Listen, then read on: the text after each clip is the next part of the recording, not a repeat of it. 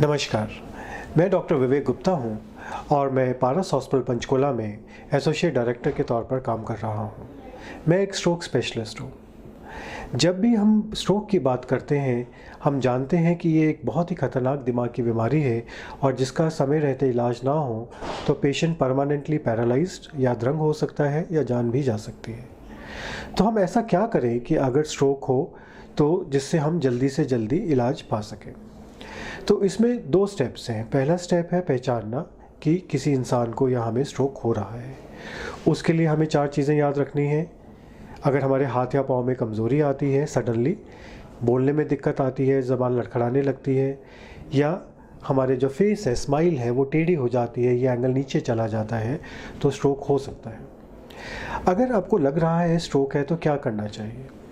बहुत सारी धारणाएं हैं कि हमें मालिश करनी चाहिए, हाथ या पाँव में लकवा मार गया है तो किसी हकीम के पास जाना चाहिए या कुछ देसी दवाइयाँ लेनी चाहिए, लेकिन ये सारी धारणाएं गलत हैं। स्ट्रोक का कारण होने का कारण है दिमाग की ब्लड सप्लाई में रुकावट आ जाना, और जब तक वो ब्लड सप्लाई की रुकावट दूर नहीं होगी स्ट्रोक ठीक नहीं होगा और परमानेंटली डैमेज होता जाएगा।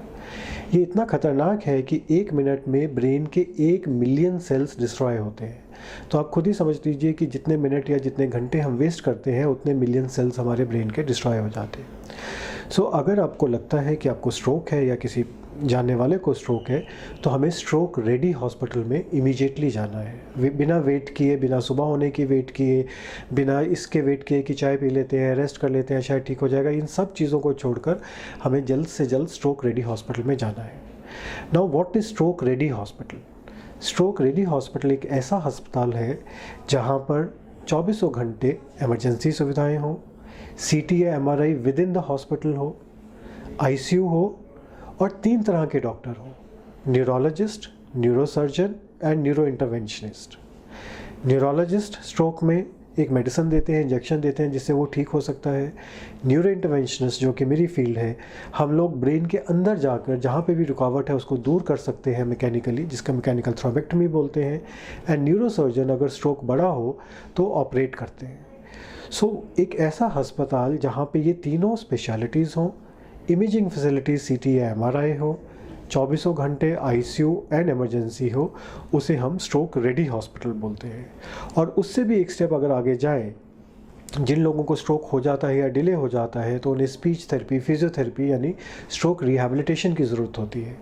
सो सही मायनों में स्ट्रोक रेडी हॉस्पिटल वो है जहाँ पर neurologist, neuro interventionist, neurosurgeon, ICU, emergency, imaging services and rehabilitation centre एक ही छत के नीचे हो।